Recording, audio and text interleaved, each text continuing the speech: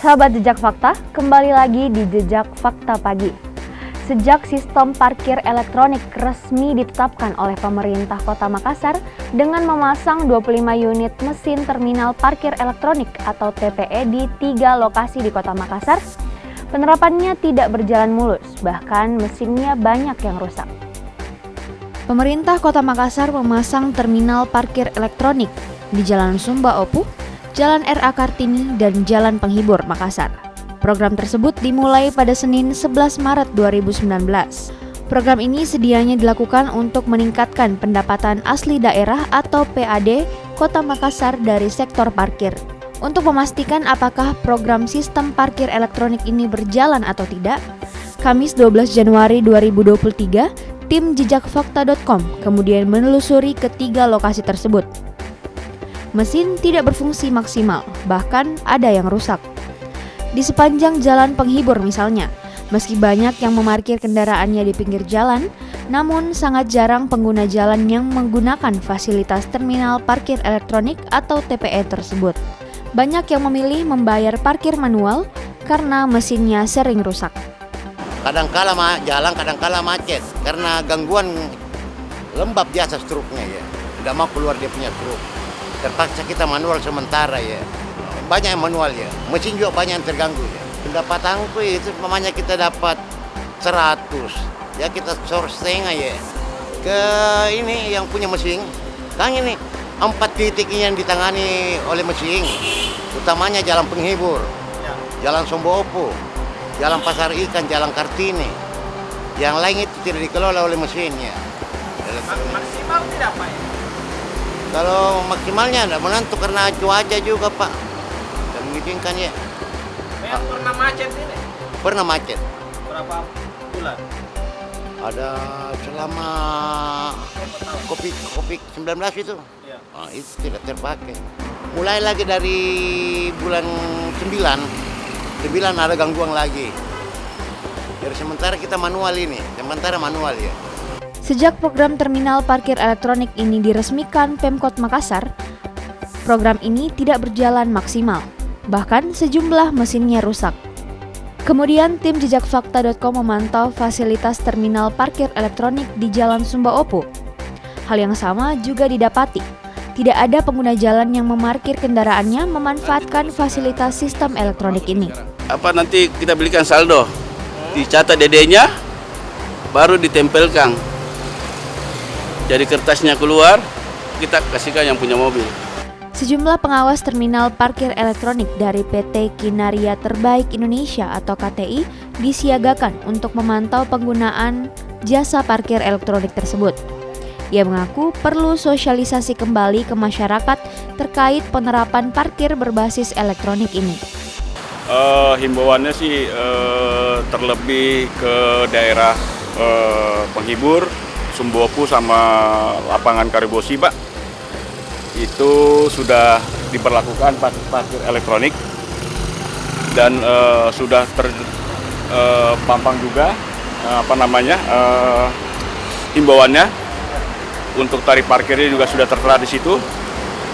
Apabila mobil ada yang parkir lebih dari 1 jam akan dikenakan parkir lipat Pak. Lipat dalam artian 1 jam pertama kita kenakan 5.000, 2 jam berikutnya kita kenakan 10.000 Pak. Masih belum Pak, tersosialisasi lah Pak. Belum. Masih ada beberapa yang bisa terima tapi masih banyak juga yang belum bisa terima Pak untuk masalah ini Pak.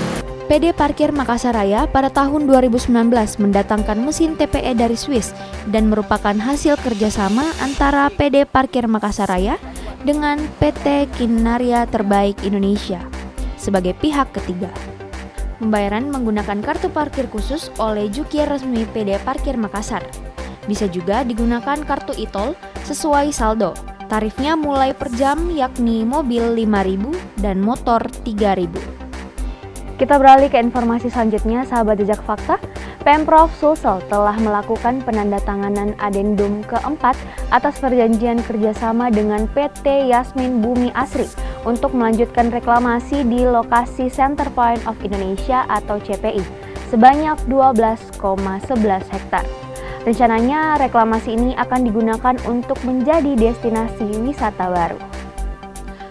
Penandatanganan adendum antara Pemprov Sulsel sebagai pihak pertama dan PT Yasmin Bumi Asri sebagai pihak kedua masing-masing bertanda tangan disaksikan langsung perwakilan pihak Kejati Sulsel. Hal ini menjadi konsen Gubernur Sulsel Andi Sudirman Sulaiman yang nantinya lahan 12,11 hektar ini akan menjadi aset Pemprov Sulsel. Rencananya reklamasi 12,11 hektar ini akan digunakan untuk menjadi destinasi wisata baru bagi masyarakat Sulsel.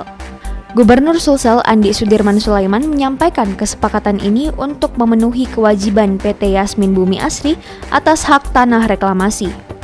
Kesepakatan ini tercapai setelah beberapa tahun terhenti.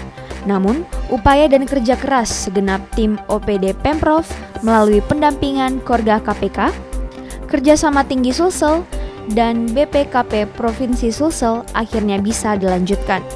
Gubernur menyampaikan terima kasih atas komitmen kuat PT Yasmin Bumi Asri untuk segera menuntaskan kesepakatan ini.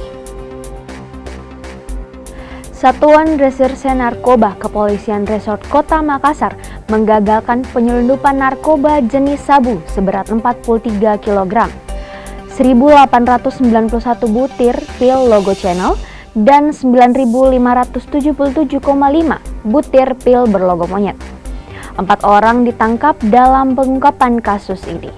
Kapolda Sulawesi Selatan Irjen Pol Nana Sujana mengatakan keempat tersangka ditangkap di 4 lokasi, yakni Jalan Abdullah Dengsirwa, Faisal 17, dan Onta Lama Makassar. Satu lokasi pengungkapan lainnya berada di apartemen Edu City, Jalan Raya Kalisari, Kota Surabaya. 4 orang diamankan, FN, SA, RC, dan RA.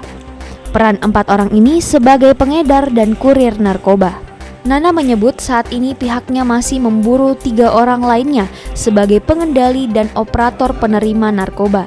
Nana juga mengungkapkan jaringan narkoba internasional mengendalikan peredaran melalui aplikasi BlackBerry Messenger atau BBM dan Trima.